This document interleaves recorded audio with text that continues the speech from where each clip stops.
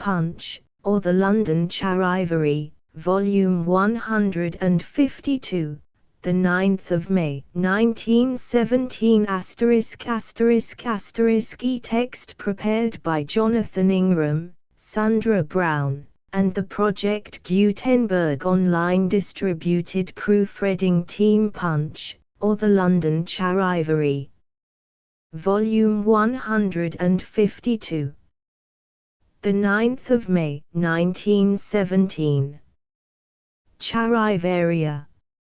According to a Rome paper, Hindenburg has requested that all the royal princes shall be removed from the West Front.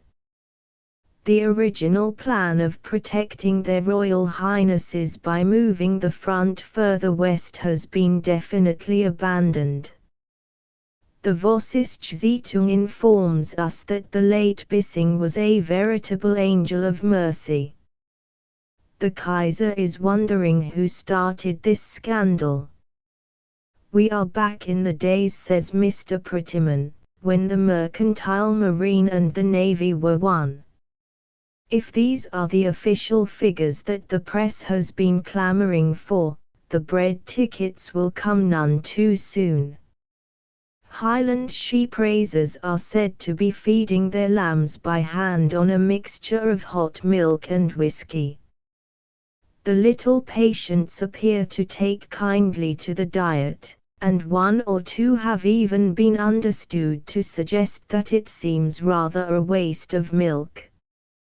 The imperial government, we are informed, repudiates responsibility for the attack by one of its airmen on the Dutch village of Zierikzee, on the ground that, notwithstanding repeated warnings to abandon the unneutral practice, the village persisted in looking like a portion of the Isle of Wight. Saluting is said to have been abolished in the Russian army. Our own military authorities, on the other hand, declare that it would be unwise to abolish a practice in which the inventive genius of the young soldier has so much scope. "Many Germans," says Mr. Gerard, "have food concealed in their wainscoting. But very few of them have any noticeable quantity behind their dados."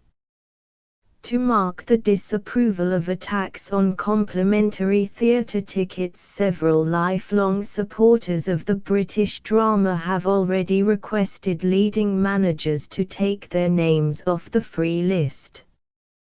We learn from the press, among the things that matter, that for 2 years a well-known Wye Valley angler has been trying to catch a certain large trout, and at last he has succeeded in securing it. We understand that the trout died with a smile on his face. We hope it is not due to the distraction of war, but America seems to be losing her dash. At a baseball match in New York the other day, only 3 of the spectators were injured. At the Shoreditch Tribunal, a firm appealing for a man stated that he was a director, traveler, buyer, manager, acted as cashier and costs clerk, loaded the vans, kept the place clean and made himself generally useful. It is just as well that they added the last item, or people might have thought he was one of those slackers we hear too much about. News comes from Athens that King Constantine is realizing his position and contemplates abdication in favor of the Crown Prince George. It is not yet known in whose favor the Crown Prince George will abdicate. Phenomenal prices were again paid at Christie's last week for pearls.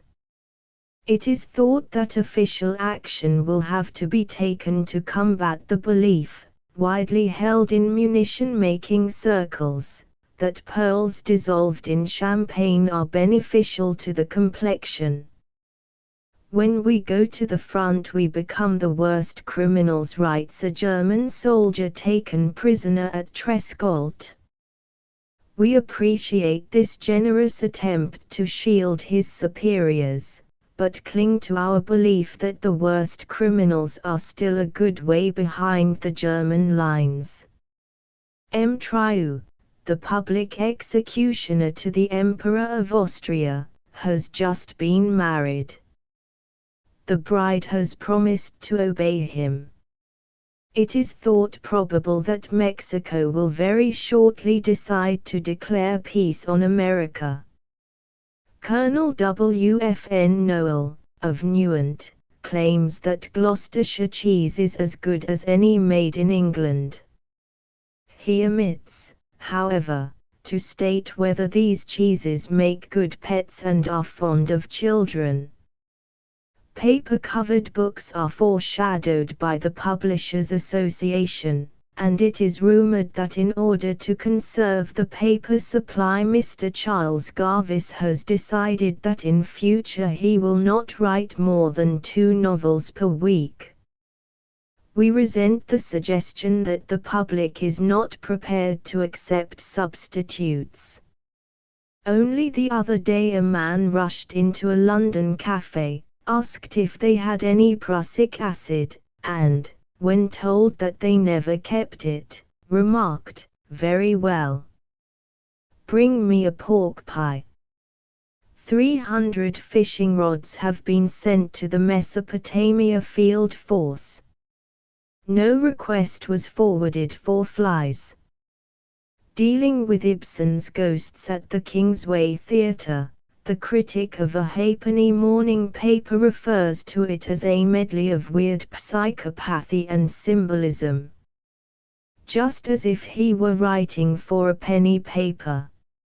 A woman at West London Police Court has been sentenced for masquerading as a man. Several conscientious objectors are now getting very nervous on citing a policeman. Only egg-laying hens will be permitted to survive under the new regulations of the Board of Agriculture. Villagers who in the past have made a nice thing out of training hens to get run over by motor cars will be hard hit. Now that racing has been prohibited, it is unlikely that the Slate Club Secretary's sprinting handicaps will be held this year. No, dear. I'm afraid we shan't be at the dance tonight. No, dear, I'm afraid we shan't be at the dance tonight. Poor Herbert has got a touch of allotment feet. Stomach for the fight. Oh, not because my taste for bread tended to make me much too stout, and all the leading doctors said I should be better far without. Not that my health may be more rude, more svelte my rounded style of beauty, I sacrifice this staple food, but from a sense of duty. I can no other when I think of how the Hun, docile and meek, suffers his ravenous maw to shrink, and only strikes, say, once a week, if he for all these months has stood the sorry fare they feed the brute on. I hope that I can be as good a patriot as your Teuton. Henceforth I spurn the dear delight that went so well with jam or cheese. No turn of mine shall wear the white flower of a shameless life of ease. Others may pass 1 loaf in 3, some rather more than that, and some less, but I, the only course for me, go absolutely crumbless. So, when I quit this mortal strife, men on my grave these lines shall score. Much as he loved the staff of life, he loved his country even more. He needed no compelling ban. England, in fact, had but to ask it, and he surrendered, like a man, the claims of his breadbasket. O.S. Diplomatic Notes. The Latin American situation remains obscure. According to advices from Archangel, Paraguay intends to act, though curiously enough a strange cloud of silence hangs over recent, and coming, events in Ecuador. Bolivia has decided to construct a fleet, despite the fact that the absence of a seaboard is being made a reason for sinister opposition in pro-German circles. Patagonia has mobilized both her soldiers, but her gun is still under repair. Panagua has declared war on Germany. It is hard to overestimate the value of this new adhesion to the Allied cause. The standing army is well over 600 strong, and there is a small but modern fleet, consisting of 2 revenue cutters, 1 super skiff, 8 canoes, mounted with 2 pairs of 6-inch oars, and 1 raft, being a Maquis class. The President, in a moving address to the Panaguan Senate, declared, "The world is watching Panagua, it does not watch in vain." Senora Hysterica, the first woman senator, cast the only vote against war. "I cannot," she sobbed. Things are moving in Mexico. General Carranza has summoned a mass meeting of ex-presidents to consider the situation, and a counter-demonstration by the Brigands Trade Union Congress is feared. Even as far north as Greenland, the repercussion may be felt.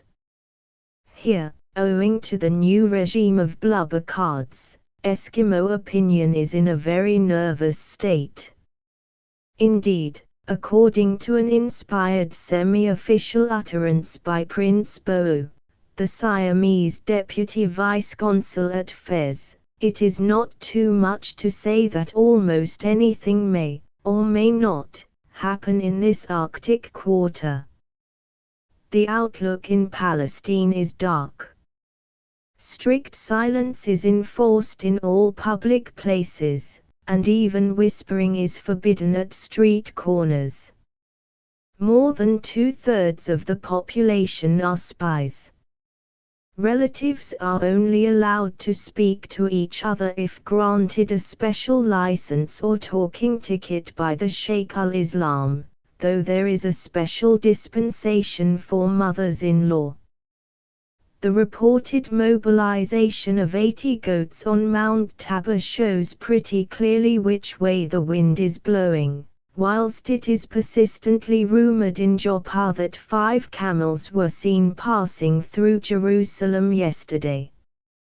Suspicious dredging operations in the Dead Sea are also reported by a Bern correspondent. The future is big with presage. All eyes are fixed on the 2 great African powers which still stand aside from the maelstrom of war. The position in Ethiopia is, to say the least of it, tendentious, and at any moment the natives may change their skin. The coronation of the new Empress of Abyssinia is being followed as usual by the great feast of the Blue Umbrella, at which an important pronouncement is, I learn, to be made. I hear, moreover, from a private source in Trondheim, via Mecca and Amsterdam, that Wadi Alsjin, the new premier, and a staunch pro-ally, is expected to speak with no uncertain voice. Unfortunately, serious licorice riots have broken out in the capital, and these are being cunningly used by German agents to turn popular discontent against the Allies. Fräulein von Schlimm, a niece by marriage of the acting Montenegrin envoy, is accused of purposely hoarding 500 sticks of Spanish so as to aggravate the crisis. The usually reliable correspondent of the Salt Lake City Morning Pioneer telegraphs, via Tomsk, that she only escaped lynching by distributing her treasure to the mob. In a similar way, economic issues are determining the attitude of Taipei. Prices in Lhasa are rising fabulously.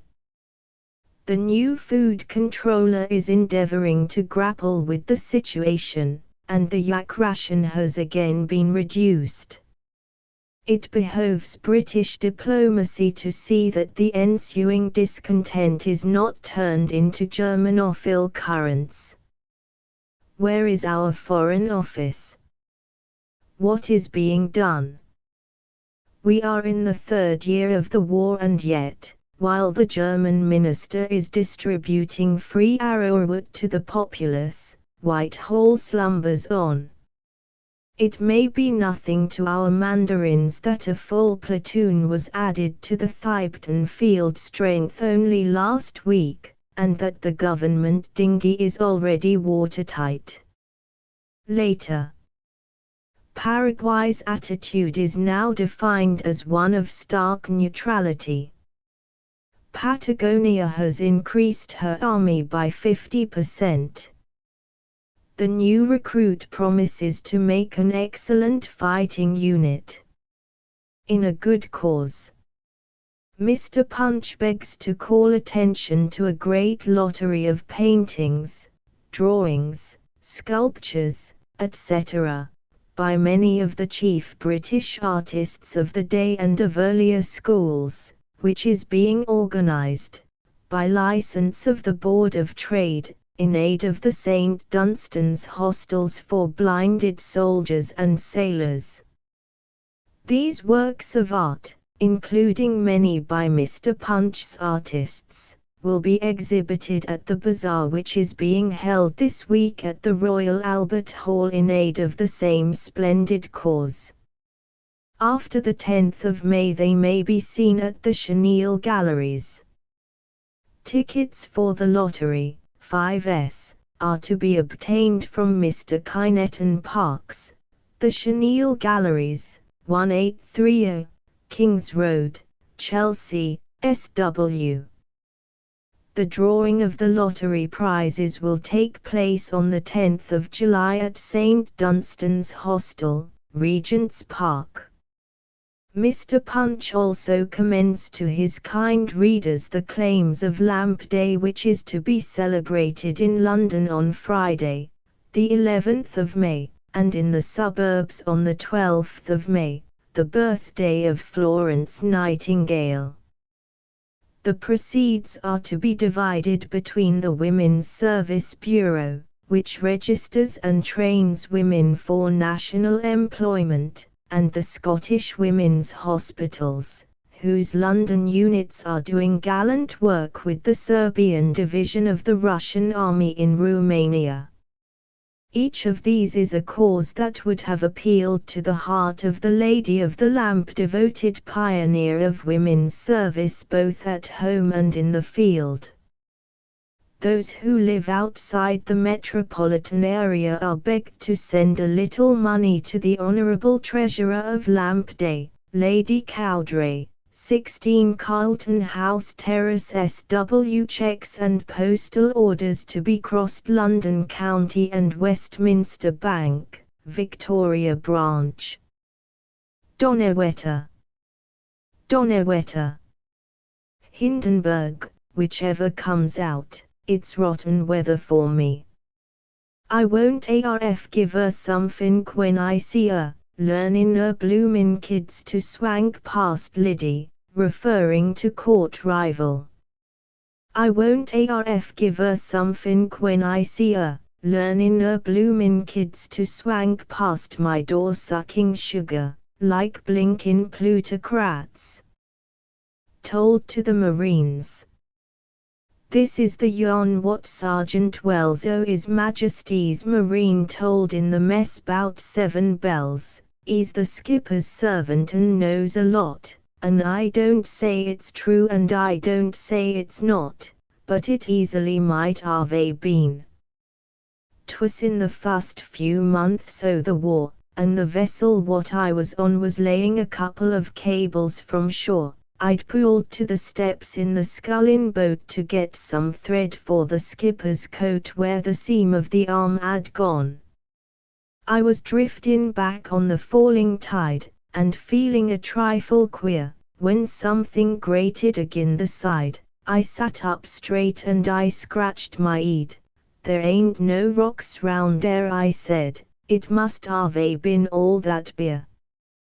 When suddenly close on my starboard beam, with scarcely a foot between, I can see it now like an I just dream, rearing its head like a poisonous snake was a periscope, and I saw the wake of a big UN submarine. And I knew the ship was an easy mark, like shootin' a sitting EN, for the sky was bright and her yawl was dark with the ole of her broadside showing clear. Couldn't have missed, she was laying so near, if he'd got her bearings then. I saw his cruel little eye swivelin' stem to starn. Now, Wells, I says, you must do or die, so I crammed my cap atop o' the slit and lashed it fast in place with a bit, what I'd pinched, of the bosun's yarn. He was blinded, of course, and he sank like a stone, which was all that the blighter could do, and I hurried to speak to the skipper alone. I found him pacing the quarter-deck, and I told him the truth in every respect, the same as I'm telling you. Well, he looked me up and he looked me down till I felt my cheeks go warm, for I knowed there was something adrift by his frown. Then he closed his jaw with a vicious snap. Where, says he, is your perishin' cap? Do you call that uniform? And so long as Britannia is Queen of the Sea, which is what she has always been, you may do your duty as well as me, but you won't have no credit at all for the same unless you give heed to the rules of the game, which is service discipline. Our polygamists. The bride carried a sheaf of harem lilies and orchids. Provincial paper. Wartime in the Wild West.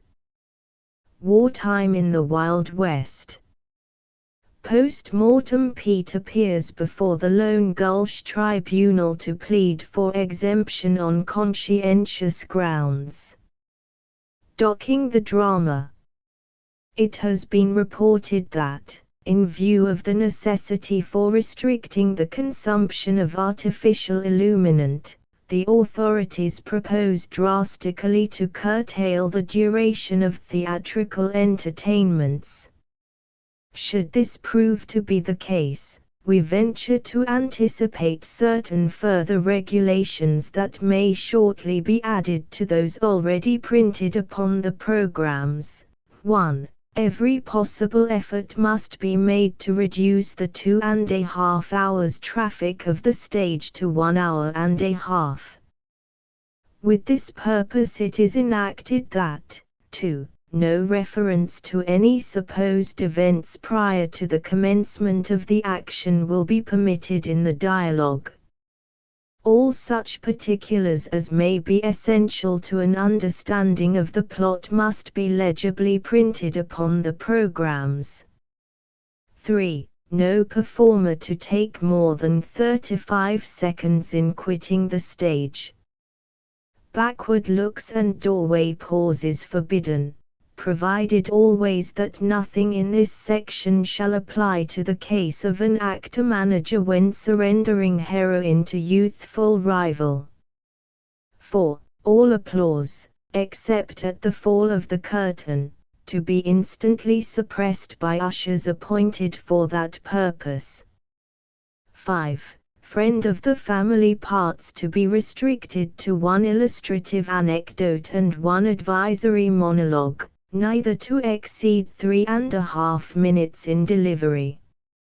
In addition, the Limelight Control Committee furnishes us with the following scale of allowances and restrictions under a new clause of the Defense of the Realm Act. Drama. The duration of the employment of limelight in drama may be as follows. During eviction of heroine into snowstorm, allowance of 1 beam for a reasonable period not to exceed 1 minute. For death of infant phenomenon, double beam lasting 2 minutes, supplementary allowance for angelic vision subsequent to same. Embrace of hero and heroine at curtain fall, double beam, 2.5 minutes. Farce and comedy. It is regretted that, in view of the situation, no allowances of limelight can at present be sanctioned. Musical plays and reviews. Patriotic or hortatory songs may be accompanied by 4 beams, with supplementary allowance for encore verses. N.B. In these cases, application should be supported by a recommendation from the particular government department, War Office, Admiralty, or Ministry of Munitions, extolled in the proposed ballad. Ethiopian serenades, hitherto given by the light of, apparently, 2 full moons, must be restricted to 1 beam, of reduced candle power, thus combining realism with economy. The Mysteries of Arboriculture. From an American nursery company's pamphlet, Practice thinning in the winter time and head back in the summer. A tree can be kept bearing practically regular crops. Of course, it is impossible to keep any tree bearing practically regular crops, but, of course, it is impossible to keep any tree bearing a full crop regularly. Wonders can be done by this system of pruning. We can well believe this. Wild Foods of Great Britain with 46 figs. 1s6d. Net. Times Literary Supplement. With fruit at present prices, the figs alone should be worth the money. Hints to Grosvenor House. Mr. Punch is not more free from correspondents who know how to solve the food problem than other papers are. The following 6 letters have been selected with care from some 1,003 received during the week. The others are at the service of any enterprising editor, or Lord Devonport can have them if he will send a wagon to take them away. They should make pleasant weekend reading. An excellent suggestion. Sir, what we plain men want to know and what we are entitled to know is, what does Lord Devonport eat? What does Mr. Kennedy Jones eat? What does Mr. Alfred Butt eat? It would make a vast difference to the success of the food campaign if each of these administrators was visible at his meals, doing himself extremely ill. I suggest that a prominent shop window should be taken for each, and they should have their luncheon and dinner there in full view of the public. Yours, etc., Common Sense. The Power of British Humour. Sir, if the food economy posters were more carefully thought out, the trick would be done. I suggest, for example, something really pithy and witty, such as, "It is not enough for 1 or 2 days to be meatless days. You should see that all days are eatless days." Something like that would soon drive the fear of England into the unprintable word, Germans. Yours, etc., downright. To master the rolls. Sir, my experience is that all rolls are too big. I personally can get through a meal comfortably with only half the fat roll that is automatically put before me at most of the restaurants. Let Lord Devonport decree a roll just half the size, and the difference both in consumption and waste will be enormous. At a dinner party which I attended the other evening, not, sir, 100 miles from your own office. The excessive size of the rolls was the subject of much comment.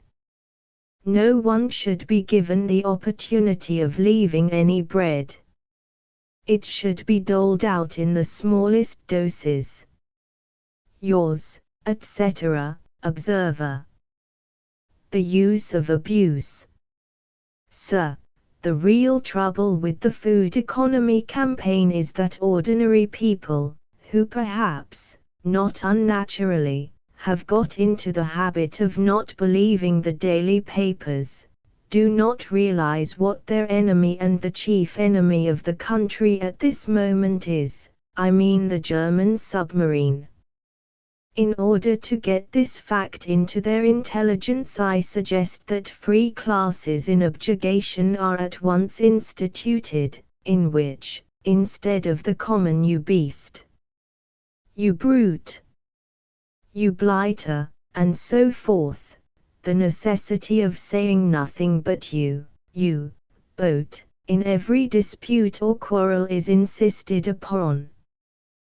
The young might also be thus instructed. Yours, etc., far-sighted. Writ sarcastic. Sir, I have an infallible plan for diminishing the consumption of good food, at any rate among members of the government. Let them give up all other forms of nutriment and eat their own words. The Prime Minister might begin. I am, yours, etc., organized opposition. Food hogs superseded. Sir, I am told that there are people so lost to shame that they are still, in spite of the King's proclamation and all the other appeals to their patriotism, eating as usual. I suggest that they be branded as the alimentary canal. Yours, etc., disgusted. Sir G. Cornewall Lewis made the best speeches in the moist manner. British Weekly. We had always understood till now that he was one of our dry speakers. Mr. R. M. Neal was surprised that the honourable member should have thought it worthwhile to make a point of that sort. Surely he knew the rule qui facit peralium facit pers. The Times. The maxim seems to have jammed.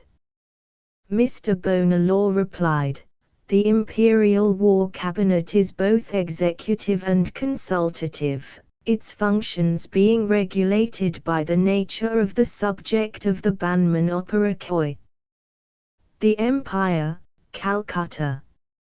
As one of the subjects of the company, according to its advertised program, is a piece entitled The Rotters. We feel confident that Mr. Bonelaw has been misreported. Troop horses. Through lingering long months idle they have kept you ready and fit, all shining from hock to bridle, all burnished from hoof to bit. The set of your silk coat's beauty, the lie of its lightest hair, was an anxious trooper's duty and a watchful captain's care. Not the keenest eye could discover the sign of the sloth on you, from the last main lock laid over to the last nail tight in the shoe, a blast, and your ranks stood ready, a shout, and your saddles filled, a wave, and your troop was ready to wheel where the leaders willed. Fine drawn and fit to the buckle was your confident colonel's pride, and the faith of the lads. Our luck'll come back when the spring winds ride, and, dropping their quaint oaths drolly, they dragged their spurs in the mire, till the western front woke slowly and they won to their heart's desire. They lose you now to the labours that the needs of the hour reveal, and you carry the proud old sabres to cross with a tarnished steel. So, steady, and keep position, and stout be your hearts today, as you shoulder the old tradition and charge in the ancient way. WHO Morzu notes. Raw sugar, Captain Bathurst states, cannot be sold on account of the presence of the sugar louse. It is thought that Mr. Pocock, who has so successfully brought the zoo's rations into conformity with war conditions, might probably persuade the animal to live on hemp seed. Changes in the zoo's dietary, says Mr. Pocock, were effected without difficulty. The rumor that the hippopotamus demanded a pailful of jam with its mangal wurzels, in the belief that they were some kind of homeopathic pill, appears to have been baseless. In order to assist the many fine specimens of moth in the insect house, it is reported that several actor managers owning fur coats have offered them a good home. The birds of paradise are no longer fed on beetroot. Since the all-red root has been denied them, they protest against being called birds of paradise, and wish to be known simply as birds. Our persevering officials, or the recruit that was passed at the 13th examination. Ginger, you'll give the town a bad name. Private Saunders, whose battalion, having been sent back from the front line for rest, is compelled to spend the night in the street, its billets being still occupied by other troops, to cheery Pal, who breaks into song. Ginger, you'll give the town a bad name. Whitehall Whisperings.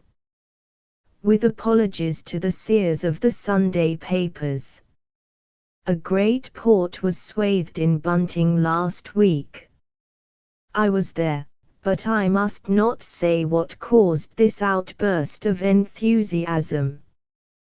But even the censor can scarcely forbid my hinting that it was connected with a naval success of peculiar brilliance which must be suppressed because we wish to keep the Boches guessing. Who was in Switzerland when he was regularly reported as being in attendance at War Council meetings? Who was actually supposed to have addressed a public meeting in England when in reality he was hundreds of miles away? I make no statement, I merely write the word Austria. To those who understand it will be enough. Have you noticed that for some weeks we have had no news from the port of Danzig? I draw no deduction, but do not be surprised to hear in a few weeks that the port of Danzig has ceased to exist. There is grave trouble at Scotland Yard. A Hun colonel captured at Arras was found to have in his pocket a receipt bill from a London hotel of the previous week's date. It would surprise you very much if I told you at which hotel Mr. Perkins stayed and what guests he entertained there. Why did the Liberian envoy call at the Foreign Office 6 times last week? His explanation, offered to an inquiring pressman, that he had lost an umbrella, was naive, to say the least. I must not betray what I know, but I may hint that King Ferdinand of Bulgaria is famous for the devious ways in which he carries on negotiations. A neutral diplomatist of considerable importance has never taken a holiday since the war began, and has always told his friends that he will never leave his post till peace comes. On an afternoon this week he was seen with beaming face buying a travelling rug and 2 portable trunks at one of London's largest emporia. I wonder, yes, I wonder. The editor. You are not very spicy this week. the contributor. Nor would you be if you had been confined to the house at Peckham Rye with influenza. Better work next week. I have an appointment to lunch with a member of the National Liberal Club and shall get right to the heart of things.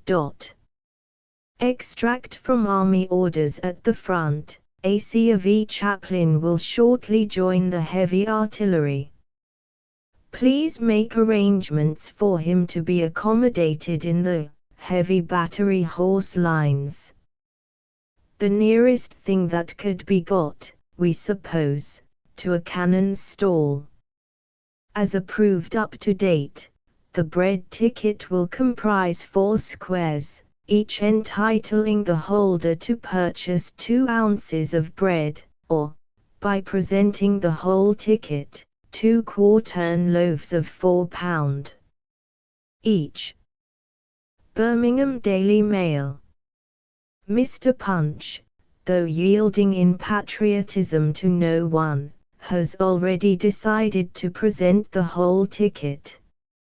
From a letter by retired diplomat on maize bread: to obtain this result the hard yellow husk must be separated from the soft white core, as does the parrot, and the latter alone retained for baking purposes. Evening paper. As in these days no means of increasing the supply of foodstuffs should be neglected, we have much pleasure in passing on retired diplomat's suggestion to the authorities of the zoo. Personally we prefer cockatoo en casserole.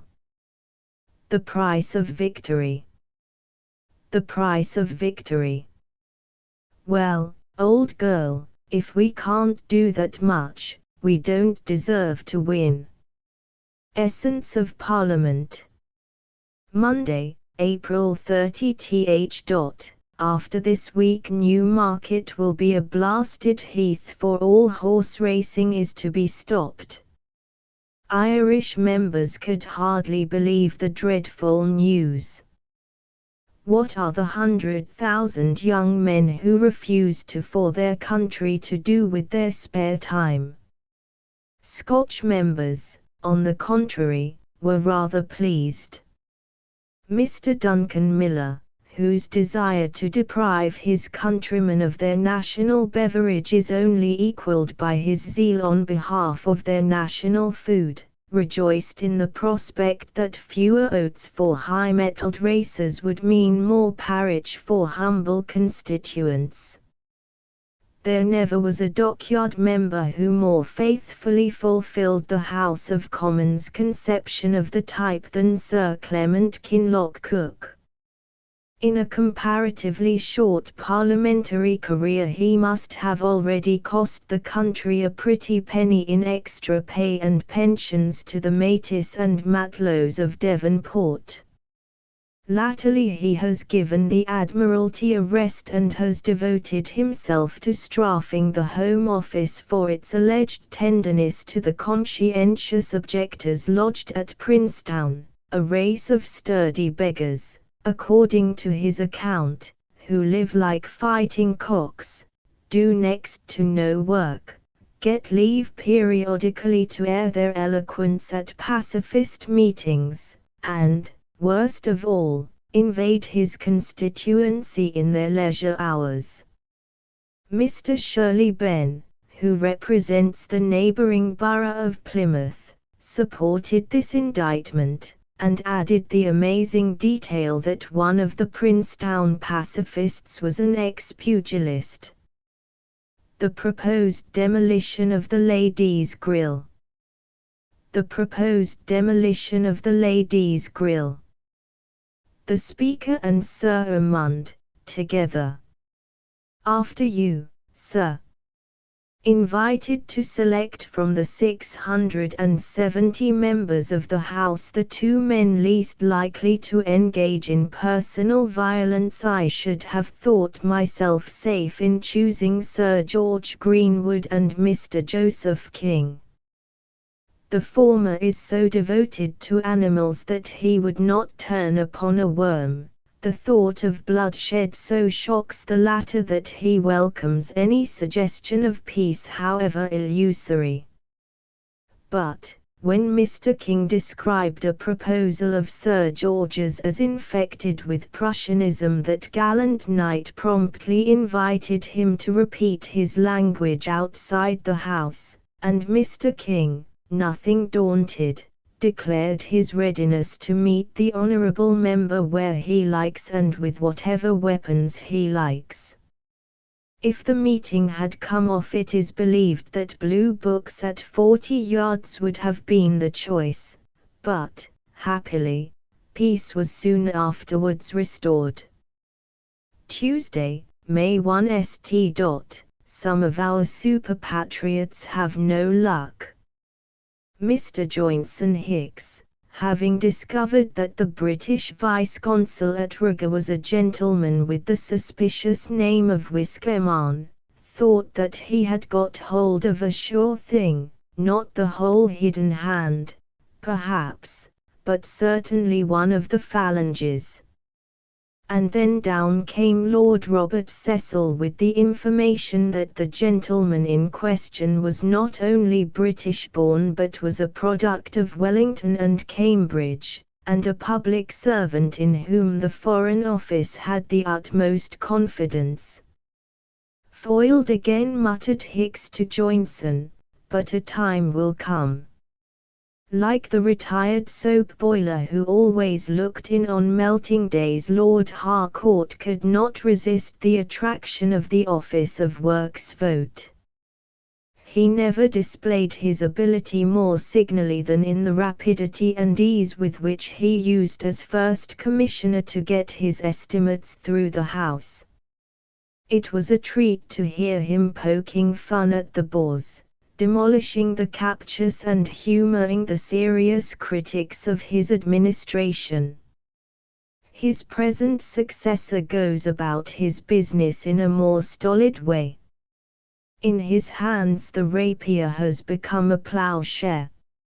At first the few members who stayed to listen found him le monde qui nous nuit, but he woke them up later with the startling announcement that he can, if he likes, with a stroke of the pen remove the ladies' grill, and admit the fair visitors to a full view of the House, and, what is more important, admit the House to a full view of the fair visitors. For the moment, I gather, he means to hold his hand, pending full consideration of all the changes that such a revolution may involve. Besides, the Speaker may have to be consulted, although up to the present he has exhibited no desire to rush in where angels, bless them, love to tread. The Chancellor of the Exchequer lying in wait for a rich prize. The Chancellor of the Exchequer lying in wait for a rich prize. Wednesday, May 2 ND. Curiosity to hear Mr. Bonar Law's first budget speech caused a full house. The peers attended in force, and among the distinguished strangers was Dr. Jim, a man of action who, as a rule, takes little interest in the men of talk. The Chancellor of the Exchequer's budget statement was praised by his predecessor for its ability and lucidity. Personally, I thought rapidity was its most notable characteristic. Unhampered by manuscript, save a couple of sheets of notepaper containing a few of the principal figures, and relying upon his exceptional memory, he rattled through his 1,000 million totals at such a pace that my panting pencil toiled after him in vain. In 75 minutes by the clock he spoke 4 solid columns of the Times. As we have failed to drink ourselves out of our difficulties, for the excise returns show a steady falling off, we are to do our bit towards smoking ourselves out of them by paying 1s. 10d a pound more on our tobacco.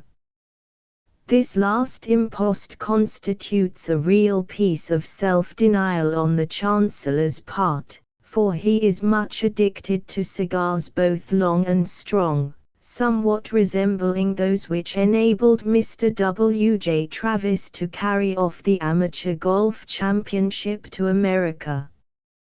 Thursday, May 3 Road. The secrets of the budget were so well kept that Mr. Law himself forgot the most important of them until today. In future it will be a case of one man, or woman, one dog, unless the owner is prepared to pay on an ascending scale for his extra pets. In our fight with Germany we must neglect no precaution however small. To get the Kaiser back to his kennel we will, if necessary, empty our own. Doggedness is essential to victory, but not over-doggedness. Then let us, in Calverley's phrase, curtail the already curtailed cur. A cadet's day. A cadet's day. 9a.m. Sad bags. 7p.m. Glad rags. A ministerial wail. The most trenchant critics of the government since its formation have been Mr. Pringle and Mr. Hogg. British Weekly. The gypsy camping in a dingle I reckon as a lucky dog. He doesn't hear the voice of Pringle, he doesn't hear the snorts of Hogg. The Maujic crouching in his ingle somewhere near Tomsk or Taganrog I envy, he is far from Pringle and equally remote from Hogg. I find them deadly when they are single, but deadlier in the duologue, when the insufferable Pringle backs the intolerable Hogg. I'd rather walk 4 miles on shingle or flounder knee-deep in a bog than listen to a speech from Pringle or hearken to the howls of Hogg. Their tyrannous exactions mingle the vices of King's Stalk and Log. One day I give the palm to Pringle, the next I offer it to Hogg. The style of Mr. Alfred Jingle was jumpy, but he did not clog his sense with woolly words, like Pringle, with priggish petulance, like Hogg. I'd love to see the Bing boys bingle, to go to music halls in Cog, instead of being posed by Pringle and heckled by the hateful Hogg. My appetite is gone, I pingle, as Norfolk puts it, with my prog. My meals are marred by thoughts of Pringle, my sleep is massacred by Hogg. O patriots, with your nerves a-tingle, with all your righteous souls agog, will none of you demolish Pringle and utterly extinguish Hogg? Of margarine, say magnifique, mais cienist pas le beurre. I say, old chap, you look a bit off color today. Friend, to animal painter. I say, old chap, you look a bit off color today. Artist. Yes, I am. I can't do a stroke of work. Friend. One of your meatless days, in fact. The mudlarks.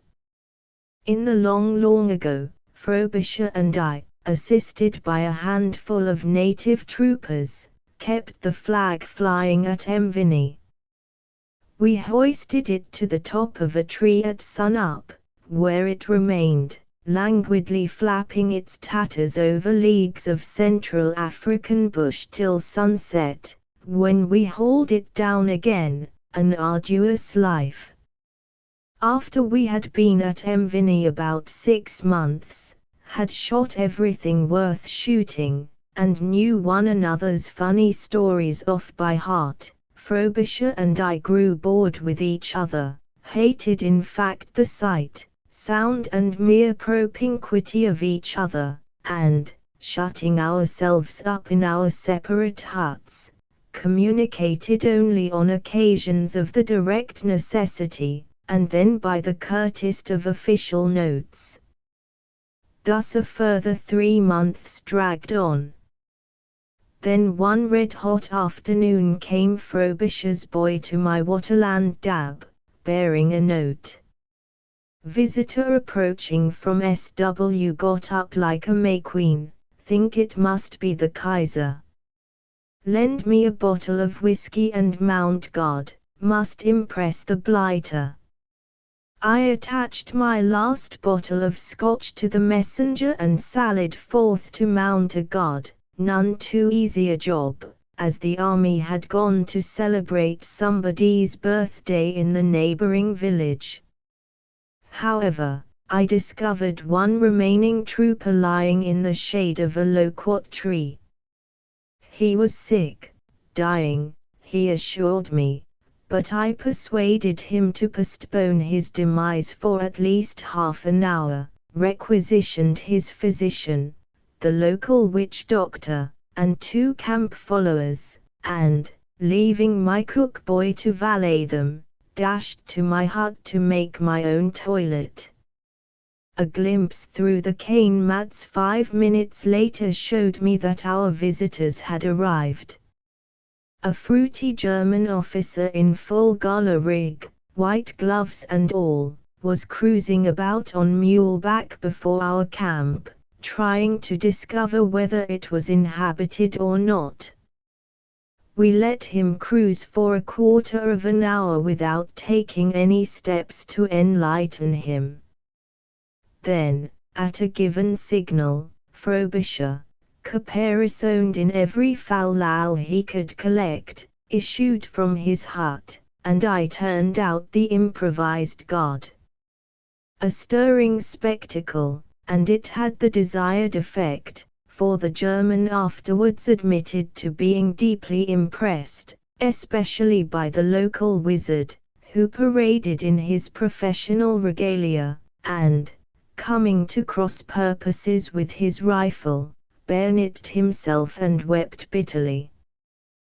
The ceremonies over and the casualty removed, we adjourned to Frobisher's cure, broached the whiskey and sat about in solemn state, stiff with accoutrements, sodden with perspiration.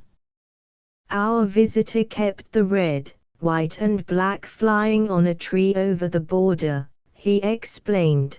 This was his annual ceremonial call.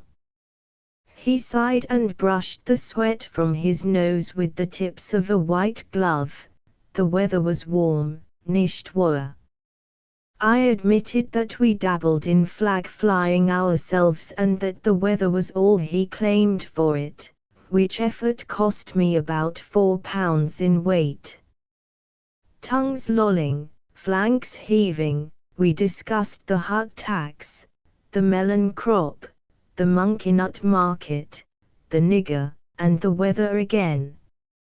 Suddenly Frobisher sprang up, cast loose the shackles of his Sam Brown, hurled it into a corner, and began tearing at his tunic hooks. I stared at him in amazement, such manners before visitors. But our immaculate guest leapt to his feet with a roar like a freed lion, and, stripping his white gloves, flung them after the Sam Brown, whereupon a fury of undressing came upon us. Helmets, belts, tunics, shirts were piled into the corner, until at length we stood in our underclothes, laughing and unashamed. After that we got on famously, that Teuton and we, and 3 days later, when he swarmed aboard his mule and left home, in pyjamas this time, it was with real regret we waved him farewell. But not for long. Within a month we were surprised by a hail from the bush, and there was Otto, mule, pyjamas and all. "Allo, allo, allo," he caroled. "Ergoms ZE Sherman invasion. Turn out ZE God." He roared with laughter, fell off his palfrey and bawled for his batman, who ambled up balancing a square box on his woolly pate. His mother in Munich had sent him a case of lion brew, Otto explained, so he had brought it along. We wassailed deep into that night and out the other side, and we liked our Otto more than ever. We had plenty in common, the same loneliness, fevers, climate, and niggers to wrestle with. Moreover, he had been in England, and liked it. He smoked a pipe, he washed. Also, as he privily confided to us in the young hours of one morning, he had his doubts as to the divinity of the Kaiser, and was not quite convinced that Richard Strauss had composed the music of the spheres. He was a bad Hun, which probably accounted for his presence at the uttermost, hottermost edge of the all-highest dominions, but a good fellow. Anyhow, we liked him, Frobisher and I, liked his bull-mouthed laughter, his drinking songs and full-blooded anecdotes, and, on the occasions of his frequent visits, put our boredom from us, pretended to be on the most affectionate terms, and even laughed uproariously at each other's funny stories. Up at Emviny, in the long ago, the gleam of pajamas amongst the loquats, and Ergom's Z.E. Sherman invasion, booming through the bush, became a signal for general goodwill. In the fullness of time Otto went home on leave, and, shortly afterwards, the world blew up. And now I have met him again, a sodden, muddy, bloody, shrunken, saddened Otto, limping through a snowstorm in the custody of a Canadian corporal. He was the survivor of a rearguard, the Canuck explained, and had scrapped like a bag of wildcats until knocked out by a rifle butt.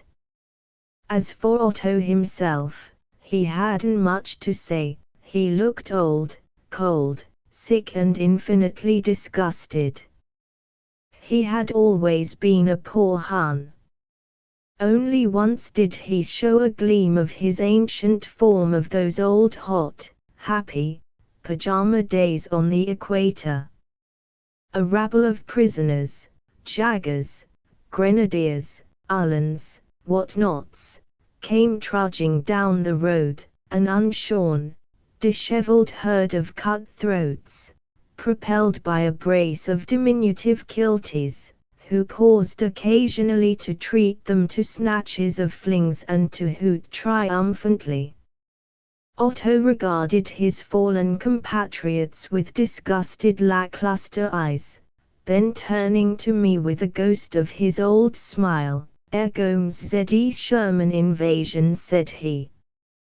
Cautionary tales for the army. 2. Second Lieutenant Humphrey Spence, who was slightly wounded through a lack of a proper sense of the rights of rank. Second Lieutenant Humphrey Spence had no idea of precedence. To him his colonel was no more than any other messroom boy, and he would try to make a pal not merely of a general, but even a horrified non-com he'd greet with tiddly-om pom-pom. Although in other ways quite nice, he was perverted by this vice. For instance, once he had to tea a private in the ASC, and asked to meet him Cathcart Crew, a major in the Horse Guards Blue. Too frequently did it occur that, when a senior officer was with him, he would up and take salutes from privates. Why, he'd shake even Sir Douglas by the hand and say, "Old chap, you're doing grand." This sort of thing caused some distress among the members of his mess. He often took the colonel's chair, he often flourished in the air his water glass, when wine was scanty, and shouted, "Cheero, adjutanti!" You see, he simply had no sense of military precedence. His regiment went out to France to help a general advance. Now in a minute they must hop like Billy-O across the top. Amid the din the colonel said, "It will be hellish overhead. Machine guns will let loose a jet of bullets on the parapet, we'll meet a burst of rifle fire, and, as for shells, I don't desire to see in so confined a space a thicker lot than we shall face. Now, gentlemen, attend, I pray, when we attack, I lead the way." Now wouldn't anyone concur, saying at once, "With pleasure, sir"? Nor with undisciplined delight balk the good colonel of his right. Not so young Spence. The moment came, and, heedless of the cries of shame, he never offered once to wait until the colonel, more sedate, had scrambled o'er the parapet, but got there first, and promptly met a bullet. Folk who arrogate the privileges of the great must take what ills thereto attach. The colonel never got a scratch. Oh, Alfred, the potato patch. Distracted wife. Oh, Alfred, the potato patch. Camarade. Baby girl, 18 months, will surrender entirely to good home. Daily paper. The Archdeacon of Stowe thought it was a good maxim not to argue with the huntsman while shooting the rabbits, and moved the previous question. Morning Post. If you want a real argument with a huntsman, of the antebellum type, you should try shooting a fox. Consecutive paragraphs from the Continental Daily Mail. Mr. Arthur J. Balfour, like President Wilson, is an ardent golfer. He has challenged Mr. Wilson to a match, and the President of the United States immediately took him up. The match will be played in a few days. Every able-bodied man and woman found golfing at the present time should be taken by the scruff of the neck and made to do some work of national importance, said Mr. Waldie at the Edinburgh Parish Council. So that's that. School. During the past week there has taken place, almost without our knowledge, a great migration of boys. From their homes, out onto the roads and railways, has been pouring a flood of big boys, middle-sized boys, small boys, old boys, new boys, all tending towards the various schools where they are supposed to make all the best parts of human knowledge their own and to live a life of dignified abstraction from the troubles of the world, in the midst of their own argot and their own special traditions. Of the big boys and the middle-sized boys I have little to say.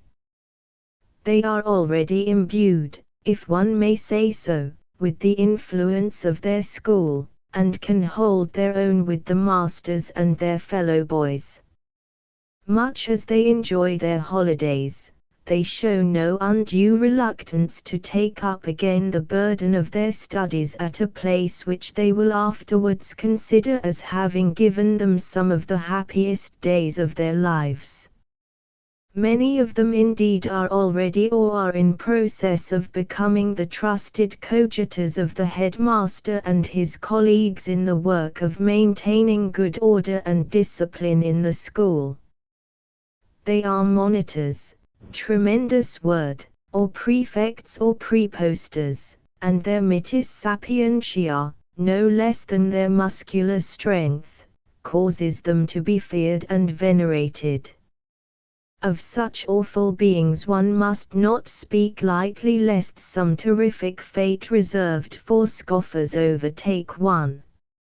No, my concern at present is rather with the little boys who have gone up for the first time to their preparatory school, those forlorn scraps of humanity who are beginning a life entirely new to them in all its details.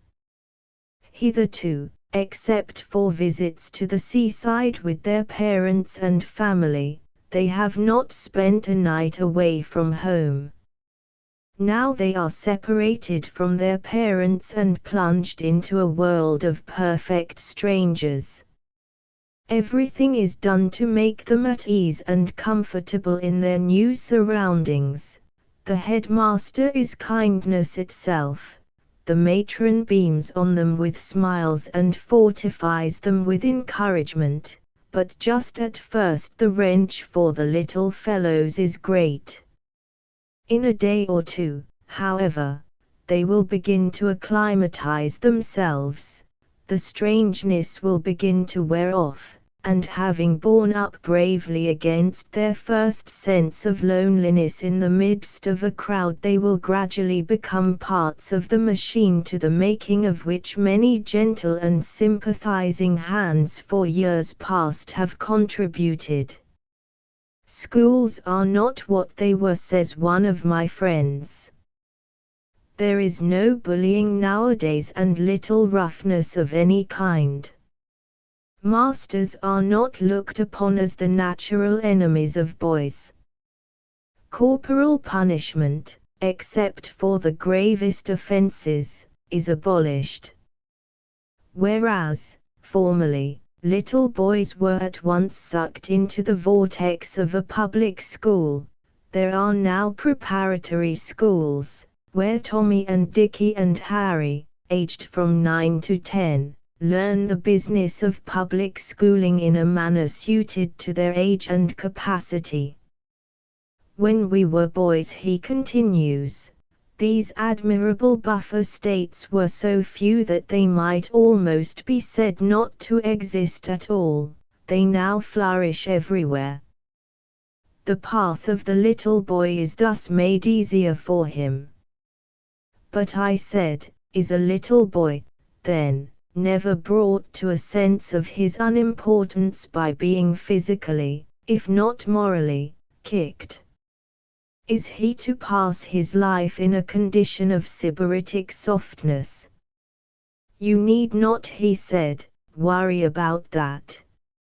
Softness makes no appeal to the average English boy.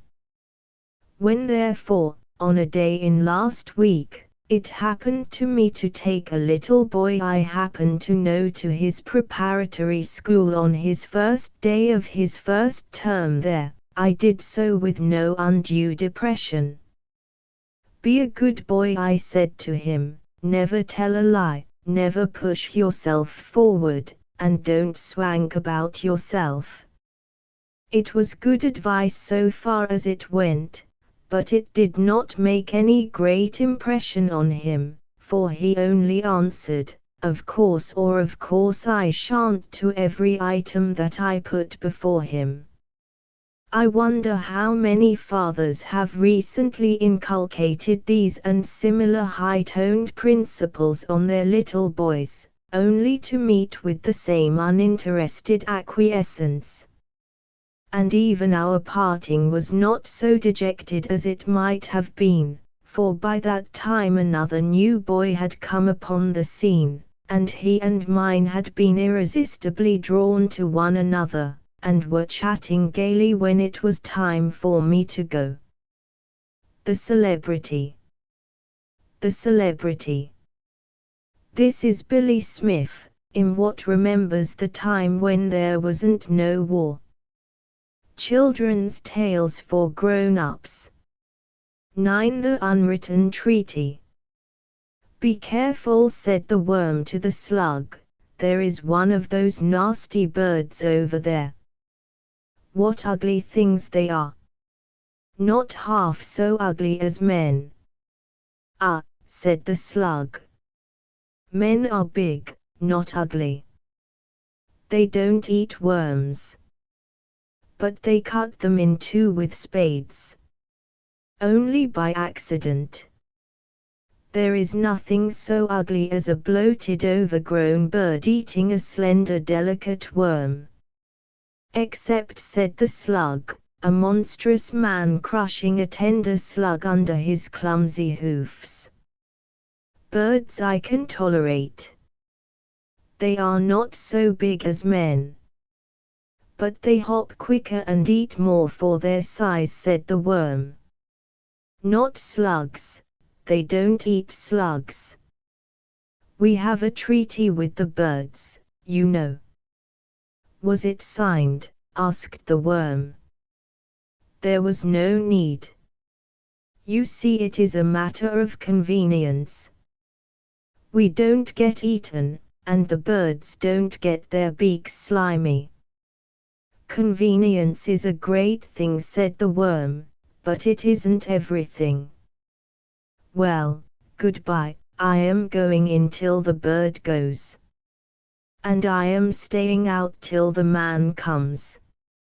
Slugs are nasty slimy things, said the thrush, but in these hard times one must eat what one can get, and he swallowed the slug with a wry face.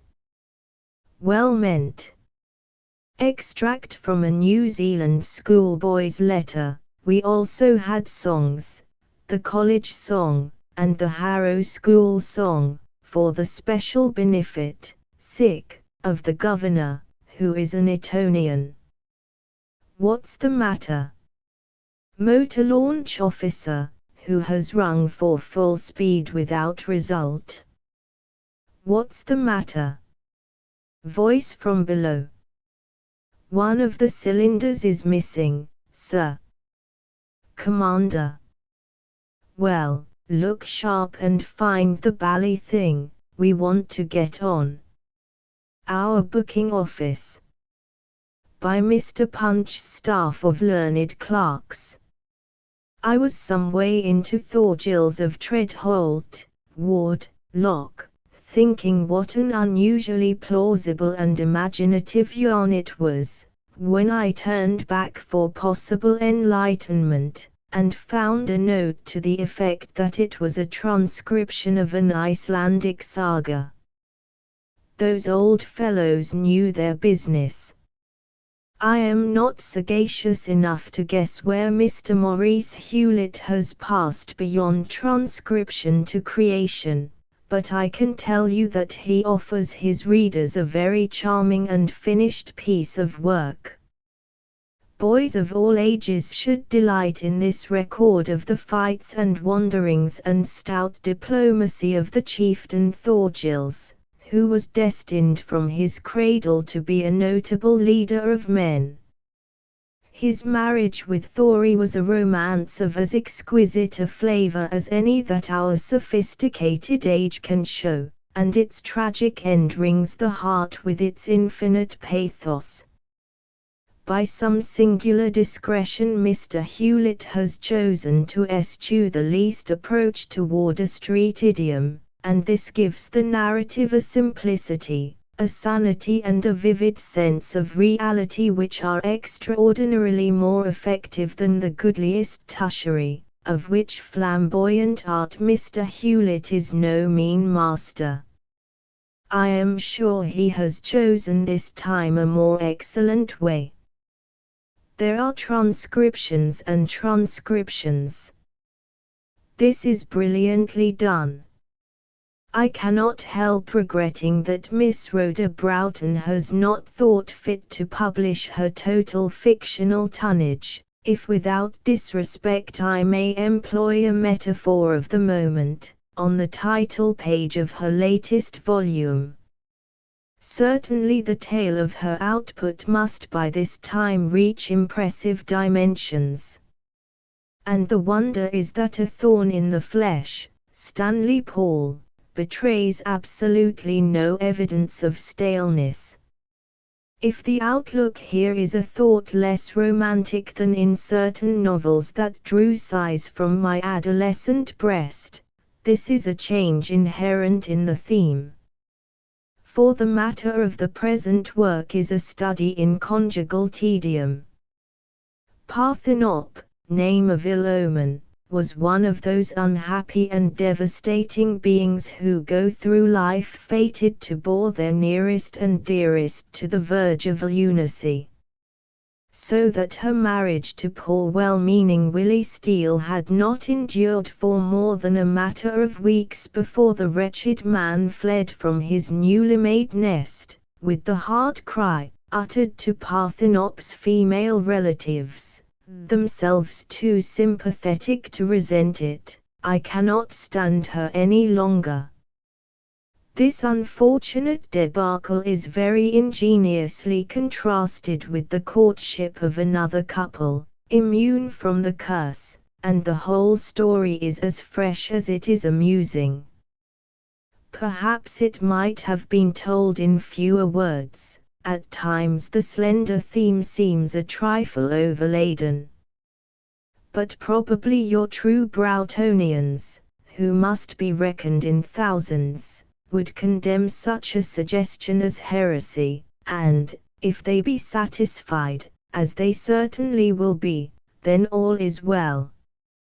It is a tribute at once to the art of her treatment and the actuality of her theme that, after reading the delicate little study of modern romance that Elizabeth Robbins Pennell calls The Lovers, Hindman, I cannot determine whether the clever writer was reproducing or inventing. She begins so convincingly with the statement that it was her first chapter, itself an article in the Century, describing the life of the lovers as she watched it from her window, that brought about her friendship with the originals, and thus her knowledge of their further history. Anyhow, true or not, it is the kind of story that has been going on all round us in these days of love and heroism. Mrs. Pennell first began to watch her pair of Amaro in their attic, which was overlooked from her higher window. Most readers could probably make a shrewd guess at its postal district, in those seemingly so distant years when the young champions of artistic London used to meet at a certain café, wonderfully clad, to consume vast quantities of milk. Then came the war. The boy husband enlisted, went to the front, and the end is as we all have known it many and many times. In this little book the too familiar story is given with a restraint and absence of striving after effect that leave me, as I say, uncertain whether its appeal is due to art or actuality. But in either case Mrs. Pennell has told it very well. Father, what is the difference between Tories and Radicals? Radicals, my dear, are the infamous crew who wish to destroy all the noble institutions for which the Tories would give their life blood. And which are you, Father? I have inflicted this ancient, and, I always think, rather touching, scrap of dialogue upon you because it exactly illustrates my impression of the soul of Ulster, Hurst and Blackett. In other words, this little book, written as ably and attractively as you would expect from the author of the first 7 divisions, is really less a dispassionate survey of the Home Rule difficulty than a piece of special pleading for the Northern cause. According, therefore, to your own attitude towards this problem Will Characters occupies her rural stage, an old grandmother, be your estimate of Lord Ernest Hamilton's arguments. To the bigoted, or confirmed, Orange man they will seem revelation, to the confirmed, or bigoted, nationalist they will as clearly seem rubbish. Even I, who admit the justice of the author's contentions, fancied now and again, as in the matter of the Peapodie boys for example, that a slightly more generous admission of faults on his own side would have strengthened the presentation of his case. One of the most interesting chapters of a quite short volume is that in which the author explains his belief, at first rather startling, that the eventual solution of the vexed question may be provided through the Sinn Féin movement. That hope, and the reasons for it, are certainly alone worth the half-crown for which you can examine them.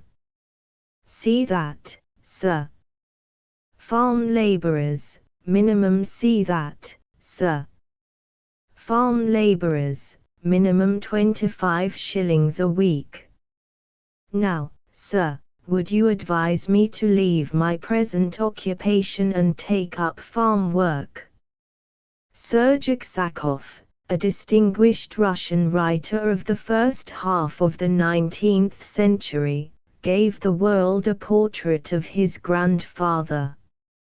It is now translated with a singular felicity by Mr. J. D. Duff, under the title, A Russian Gentleman, Arnold, and I should like to say that I, who have suffered something from translations out of the Russian, have very rarely read one which ran with such plausible smoothness and gave so clear an impression of a charming original.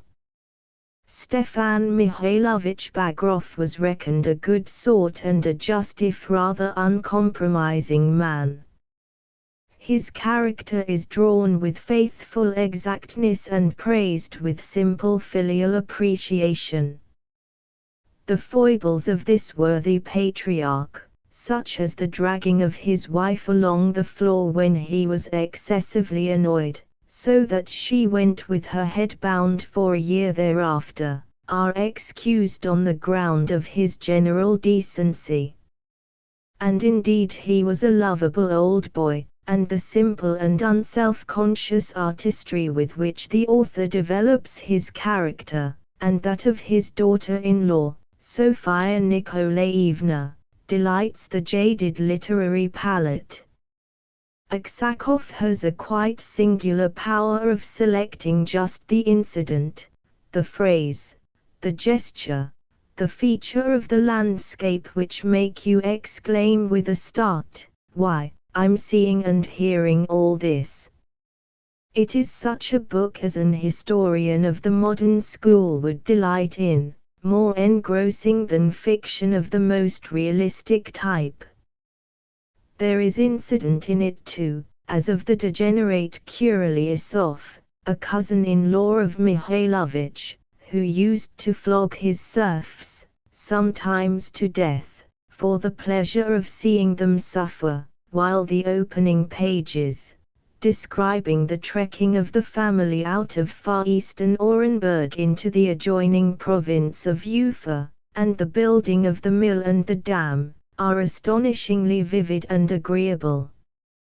Amado Dorset, Castle, can be recommended to anyone in need of light refreshment after a course of sterner literature.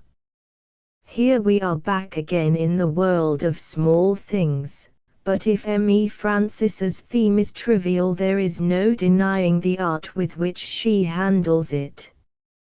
Just a quartet of characters occupies her rural stage, an old grandmother, wise with the wisdom of years, her granddaughter, a middle-aged farmer and a young gypsy dairy chap. To the horror of her relations the Mado Dorset conceives an infatuation for the gypsy, a clever rogue but no match for the grandmother. I have met a good many farmers in my time, but never one so simple-minded as Solomon Blanchard. It is all very Franciscan, and seems easy enough, but if you think, for that reason, that you could do it yourself, you couldn't.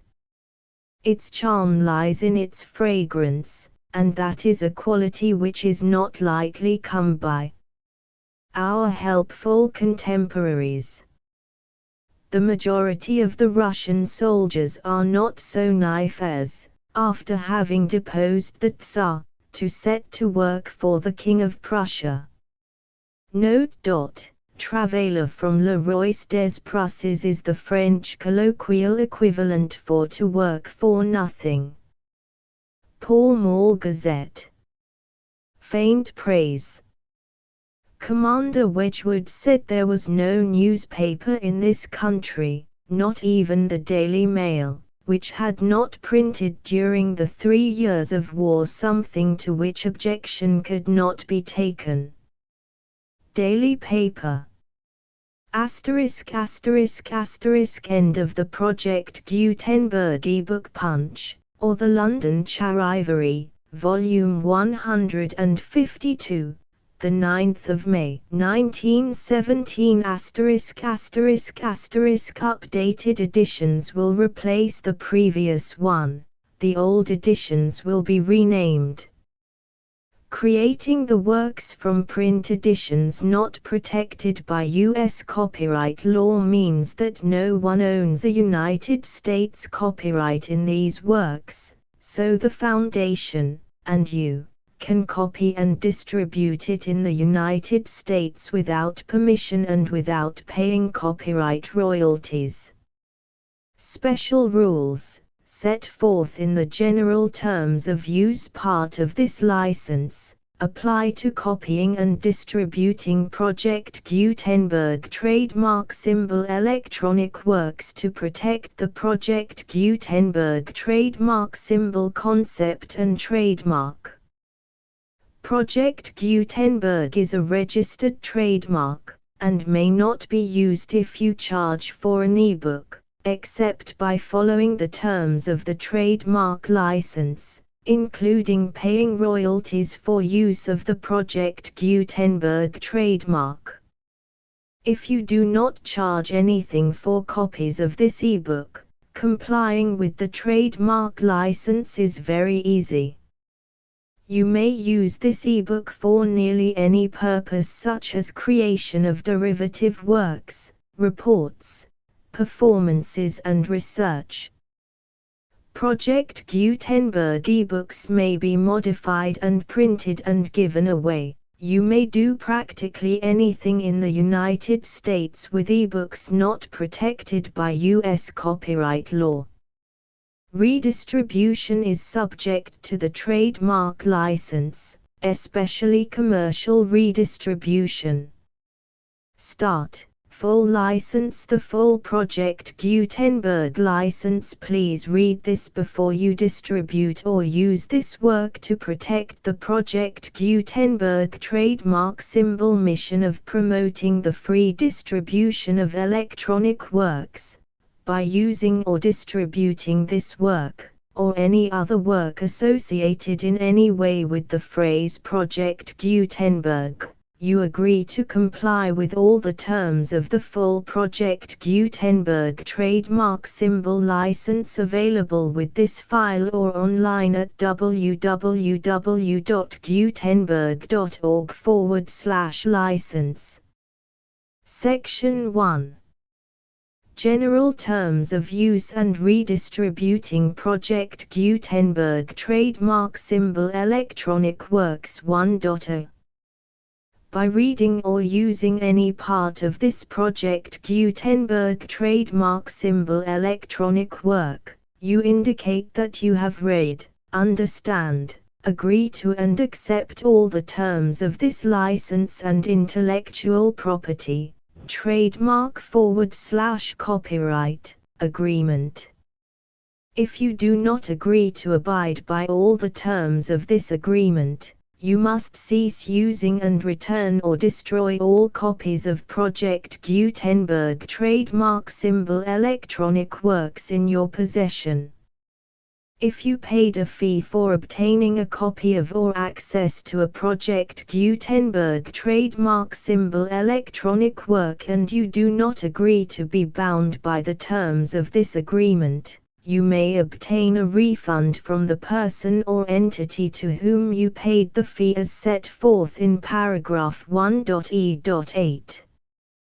1.b Project Gutenberg is a registered trademark. It may only be used on or associated in any way with an electronic work by people who agree to be bound by the terms of this agreement. There are a few things that you can do with most Project Gutenberg trademark symbol electronic works even without complying with the full terms of this agreement. See paragraph 1.c below.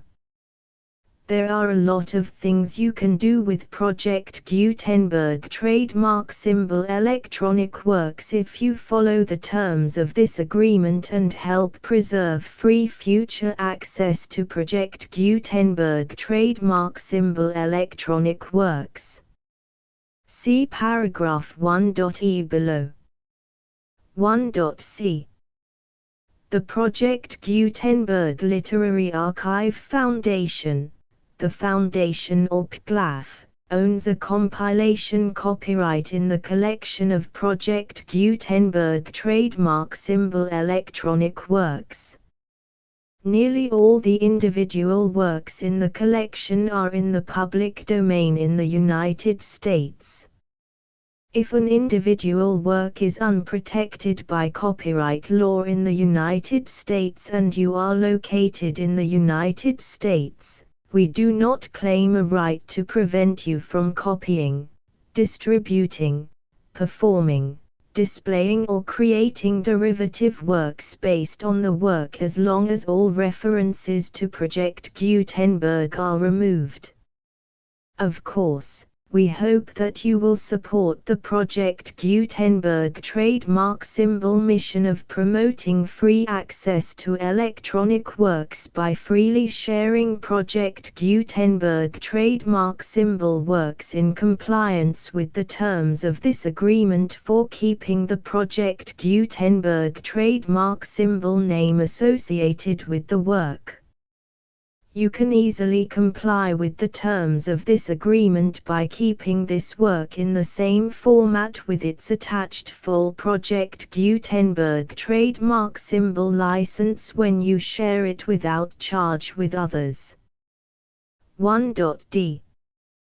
The copyright laws of the place where you are located also govern what you can do with this work. Copyright laws in most countries are in a constant state of change. If you are outside the United States, check the laws of your country in addition to the terms of this agreement before downloading, copying, displaying, performing, distributing or creating derivative works based on this work or any other Project Gutenberg trademark symbol work. The Foundation makes no representations concerning the copyright status of any work in any country other than the United States. 1.e Unless you have removed all references to Project Gutenberg, 1.e.1. The following sentence, with active links to, or other immediate access to, the full Project Gutenberg trademark symbol license must appear prominently whenever any copy of a Project Gutenberg trademark symbol work, any work on which the phrase Project Gutenberg appears, or with which the phrase Project Gutenberg is associated, is accessed, displayed, performed, viewed, copied or distributed. This ebook is for the use of anyone anywhere in the United States and most other parts of the world at no cost and with almost no restrictions whatsoever. You may copy it, give it away or reuse it under the terms of the Project Gutenberg license included with this ebook or online at www.gutenberg.org. If you are not located in the United States, you will have to check the laws of the country where you are located before using this ebook. 1.e.2. If an individual Project Gutenberg trademark symbol electronic work is derived from texts not protected by U.S. copyright law, does not contain a notice indicating that it is posted with permission of the copyright holder, the work can be copied and distributed to anyone in the United States without paying any fees or charges. If you are redistributing or providing access to a work with the phrase Project Gutenberg associated with or appearing on the work, you must comply either with the requirements of paragraphs 1.e.1 through 1.e.7 or obtain permission for the use of the work and the Project Gutenberg trademark symbol trademark as set forth in paragraphs 1.e.8 or 1.e.9. 1.e.3. If an individual Project Gutenberg trademark symbol electronic work is posted with the permission of the copyright holder, your use and distribution must comply with both paragraphs 1.e.1 through 1.e.7 and any additional terms imposed by the copyright holder. Additional terms will be linked to the Project Gutenberg trademark symbol license for all works posted with the permission of the copyright holder found at the beginning of this work. 1.e.4. Do not unlink or detach or remove the full Project Gutenberg trademark symbol license terms from this work, or any files containing a part of this work or any other work associated with Project Gutenberg trademark symbol. 1.e.5. Do not copy, display, perform, distribute or redistribute this electronic work, or any part of this electronic work, without prominently displaying the sentence set forth in paragraph 1.e.1 with active links or immediate access to the full terms of the Project Gutenberg trademark symbol license. 1.e.6. You may convert to and distribute this work in any binary, compressed, marked up, non-proprietary or proprietary form, including any word processing or hypertext form. However, if you provide access to or distribute copies of a Project Gutenberg trademark symbol work in a format other than plain vanilla ASCII or other format used in the official version posted on the official Project Gutenberg trademark symbol website, www.gutenberg.org, you must, at no additional cost, fee or expense to the user, provide a copy, a means of exporting a copy, or a means of obtaining a copy upon request, of the work in its original plain vanilla ASCII or other form. Any alternate format must include the full Project Gutenberg trademark symbol license as specified in paragraph 1.e.1. 1.e.7. Do not charge a fee for access to, viewing, displaying, performing, copying or distributing any Project Gutenberg trademark symbol works unless you comply with paragraph 1.e.8 or 1.e.9. 1.e.8. You may charge a reasonable fee for copies of or providing access to or distributing Project Gutenberg trademark symbol electronic works provided that you pay a royalty fee of 20% of the gross profits you derive from the use of Project Gutenberg trademark symbol works calculated using the method you already use to calculate your applicable taxes. The fee is owed to the owner of the Project Gutenberg trademark symbol trademark, but he has agreed to donate royalties under this paragraph to the Project Gutenberg Literary Archive Foundation. Royalty payments must be paid within 60 days following each date on which you prepare, or are legally required to prepare, your periodic tax returns. Royalty payments should be clearly marked as such and sent to the Project Gutenberg Literary Archive Foundation at the address specified in Section 4. Information about donations to the Project Gutenberg Literary Archive Foundation. You provide a full refund of any money paid by a user who notifies you in writing, or by email, within 30 days of receipt that he does not agree to the terms of the full Project Gutenberg trademark symbol license. You must require such a user to return or destroy all copies of the works possessed in a physical medium and discontinue all use of and all access to other copies of Project Gutenberg trademark symbol works. You provide, in accordance with paragraph 1.f.3, a full refund of any money paid for a work or a replacement copy, if a defect in the electronic work is discovered and reported to you within 90 days of receipt of the work. You comply with all other terms of this agreement for free distribution of Project Gutenberg trademark symbol works. 1.e.9. If you wish to charge a fee or distribute a Project Gutenberg trademark symbol electronic work or group of works on different terms than are set forth in this agreement, you must obtain permission in writing from the Project Gutenberg Literary Archive Foundation, the manager of the Project Gutenberg trademark symbol trademark.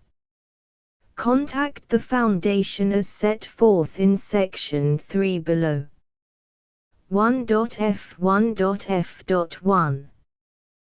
Project Gutenberg volunteers and employees expend considerable effort to identify, do copyright research on, transcribe and proofread works not protected by U.S. copyright law in creating the Project Gutenberg trademark symbol collection.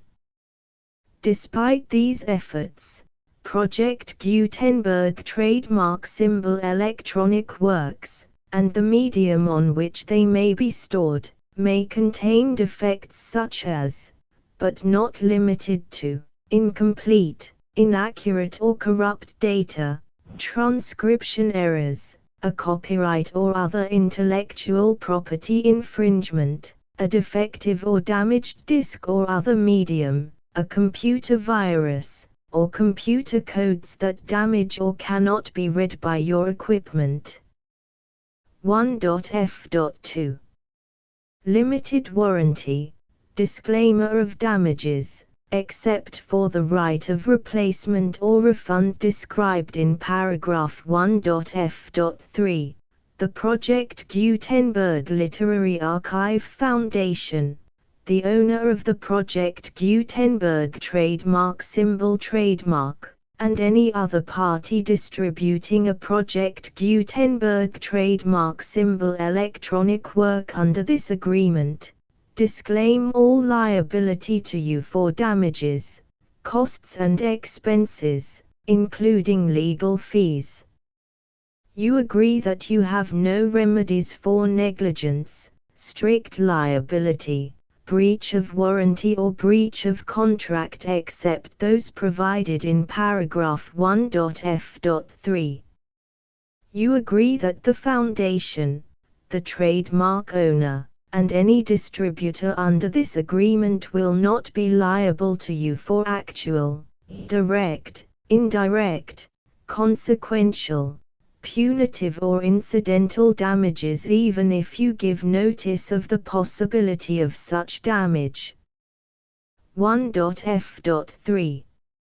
Limited right of replacement or refund, If you discover a defect in this electronic work within 90 days of receiving it, you can receive a refund of the money, if any, you paid for it by sending a written explanation to the person you received the work from. If you received the work on a physical medium, you must return the medium with your written explanation. The person or entity that provided you with the defective work may elect to provide a replacement copy in lieu of a refund. If you received the work electronically, the person or entity providing it to you may choose to give you a second opportunity to receive the work electronically in lieu of a refund. If the second copy is also defective, you may demand a refund in writing without further opportunities to fix the problem. 1.f.4 Except for the limited right of replacement or refund set forth in paragraph 1.f.3, this work is provided to you as is, with no other warranties of any kind, express or implied, including but not limited to warranties of merchantability or fitness for any purpose. 1.f.5 Some states do not allow disclaimers of certain implied warranties or the exclusion or limitation of certain types of damages. If any disclaimer or limitation set forth in this agreement violates the law of the state applicable to this agreement, the agreement shall be interpreted to make the maximum disclaimer or limitation permitted by the applicable state law. The invalidity or unenforceability of any provision of this agreement shall not void the remaining provisions. 1.f.6 Indemnity. You agree to indemnify and hold the foundation, the trademark owner, any agent or employee of the foundation, anyone providing copies of Project Gutenberg trademark symbol electronic works in accordance with this agreement, and any volunteers associated with the production, promotion and distribution of Project Gutenberg trademark symbol electronic works, harmless from all liability, costs and expenses, including legal fees, that arise directly or indirectly from any of the following which you do or cause to occur. A. Distribution of this or any Project Gutenberg trademark symbol work. B. Alteration, modification, or additions or deletions to any Project Gutenberg trademark symbol work, and C. Any defect you cause. Section 2. Information about the mission of Project Gutenberg trademark symbol. Project Gutenberg trademark symbol is synonymous with the free distribution of electronic works in formats readable by the widest variety of computers, including obsolete, old, middle-aged and new computers. It exists because of the efforts of hundreds of volunteers and donations from people in all walks of life. Volunteers and financial support to provide volunteers with the assistance they need are critical to reaching Project Gutenberg trademark symbol's goals and ensuring that the Project Gutenberg trademark symbol collection will remain freely available for generations to come. In 2001, the Project Gutenberg Literary Archive Foundation was created to provide a secure and permanent future for Project Gutenberg trademark symbol and future generations.